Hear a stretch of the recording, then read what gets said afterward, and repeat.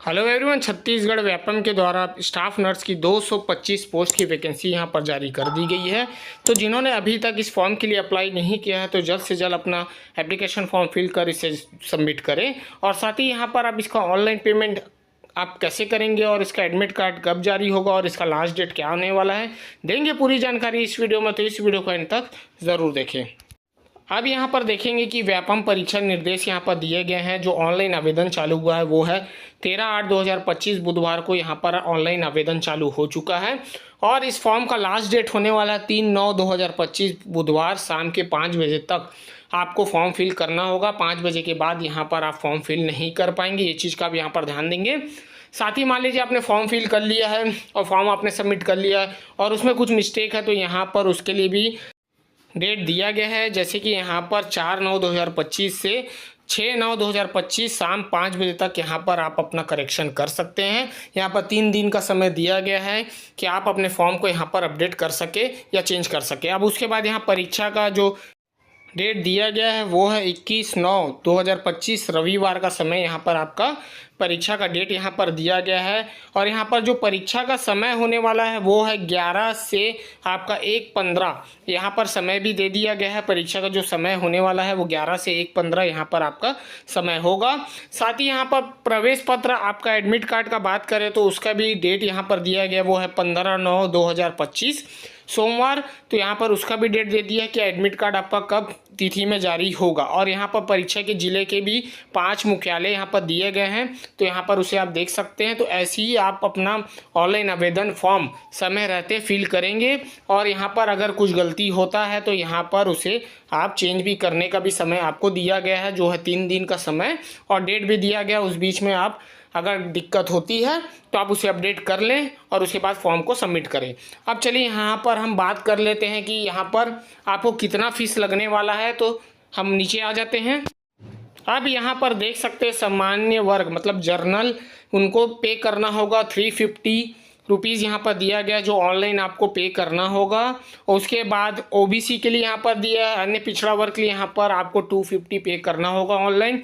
उसके बाद SC ST है तो उनके लिए यहाँ पर, या दिव्यांग है उनके लिए यहाँ पर 200 रुपये यहाँ आपको पे करना होगा। तो यहाँ पर आपको बता दिया गया है कि ऑनलाइन पेमेंट आपको कैसे करना है, उसके भी मेथड मैं आगे बताऊंगा कि आप कैसे इसे ऑनलाइन पे करेंगे।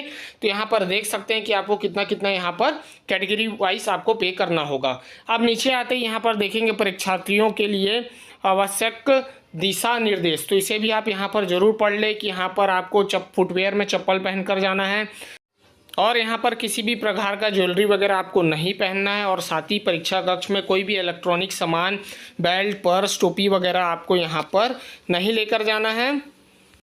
उसके बाद यहाँ पर बोला जा रहा है कि आपका जो समय है परीक्षा का उससे 2 घंटा पहले आपको आपके परीक्षा केंद्र में पहुँचना होगा।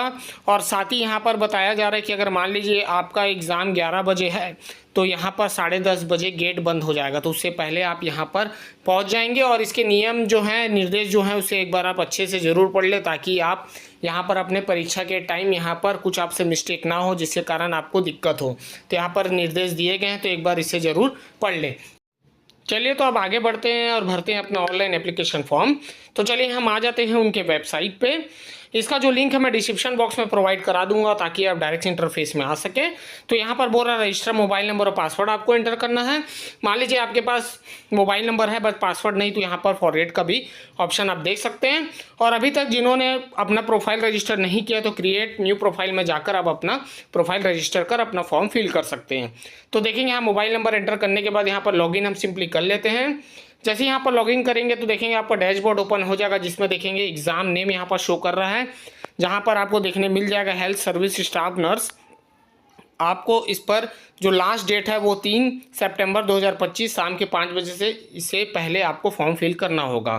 तो यहाँ पर नाम देख ले आपको किस पोस्ट के लिए आपको फिल करना है, तो यहाँ पर शो कर देगा एग्जाम नेम में। उसके बाद आपको सिंपली एक्शन में जाना है। एक्शन में जाते ही आप यहाँ पर अप्लाई पे क्लिक करेंगे और आगे बढ़ेंगे। तो चलिए यहाँ पर मैं क्लिक करता हूँ और आगे बढ़ता हूँ। अब यहाँ पर देखेंगे कुछ इंपॉर्टेंट इंस्ट्रक्शन दिए गए हैं, जैसे कि यहाँ पर अभी निवास कास्ट सर्टिफिकेट यहाँ पर नहीं लिया जा रहा है, बट काउंसलिंग के टाइम यहाँ पर आपसे मांगा जाएगा। अगर मान लीजिए आप कुछ भी डिटेल यहाँ पर गलत लिखते हैं तो उसकी जिम्मेदारी व्यापम की नहीं रहेगी।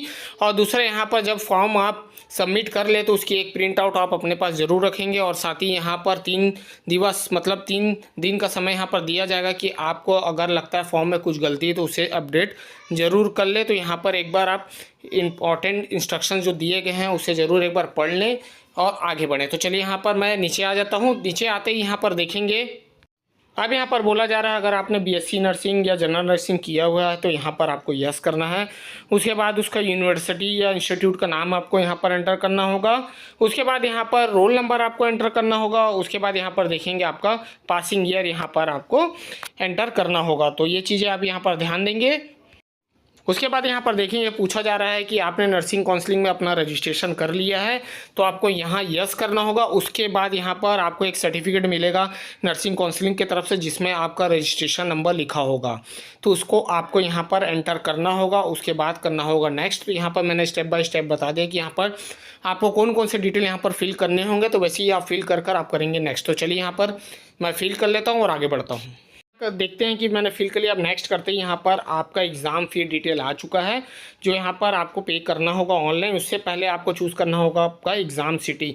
तो नियर बाई जो भी आपका सिटी पास पड़ता है उसे आप यहाँ सेलेक्ट कर ले। उसके बाद यहाँ डिक्लेरेशन आप देख सकते हैं, क्रॉस चेक जरूर कर ले एक बार। उसके बाद यहाँ पर कैप्चा कोड एंटर करने के बाद सिंपली आपको नेक्स्ट करना। और यहाँ पर बोला जा रहा है कि फॉर्म सबमिट करने से पहले एक बार केयरफुली इन्फॉर्मेशन चेक कर ले।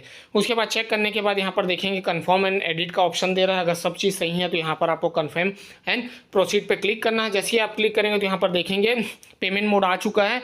इनमें से कोई भी एक पेमेंट गेट आपको सेलेक्ट करना होगा। डिटेल एक बार जरूर चेक कर ले पेमेंट गेटवे सेलेक्ट करने से पहले। अगर कुछ दिक्कत तो अभी भी आप उसे एडिट कर सबमिट कर सकते हैं। तो चलिए यहाँ पर मैं गेटवे एक बार सेलेक्ट कर लेता हूँ। कोई से भी तीनों में से एक आप सेलेक्ट कर लेंगे। उसके बाद पे नाउ पे क्लिक करेंगे। फिर इस बाद कंफर्म पेमेंट में करेंगे। जैसे ही पेमेंट में क्लिक करेंगे तो यहाँ यूपीआई आईडी आप एंटर कर सकते हैं। देख सकते हैं यहाँ पर दिया है, कन्वेंस फीस भी दिया गया है तो इसे आप पे कर सकते हैं यूपीआई से। अगर मान लीजिए बारकोड से पे करना तो यहाँ पर क्यूआर कोड पर जाकर क्लिक करेंगे, वहाँ क्यूआर कोड जनरेट हो जाएगा।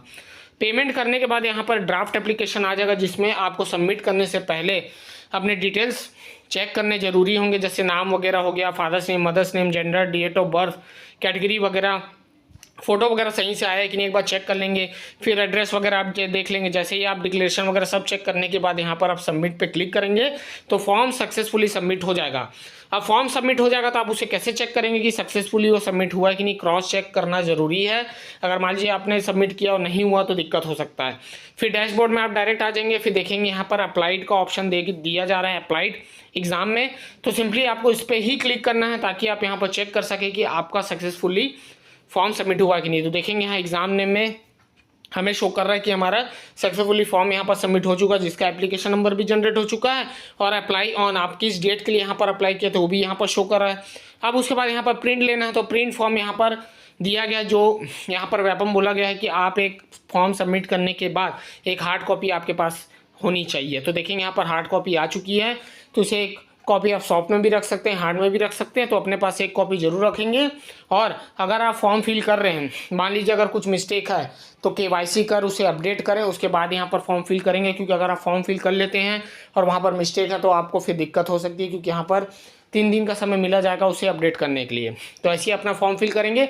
और पेमेंट करते टाइम आप रीलोड वगैरह नहीं करेंगे, नहीं तो यहाँ पर आपका पेमेंट फंस भी सकता है, जिसके कारण आप यहाँ पर फॉर्म पेंडिंग में भी जा सकती है। तो और निर्देश वगैरह मैंने यहाँ पर बता दिए, एक बार उसे रीड जरूर कर लें ताकि ये निर्देश के अनुसार आपको यहाँ पर फॉर्म फिल करना होगा।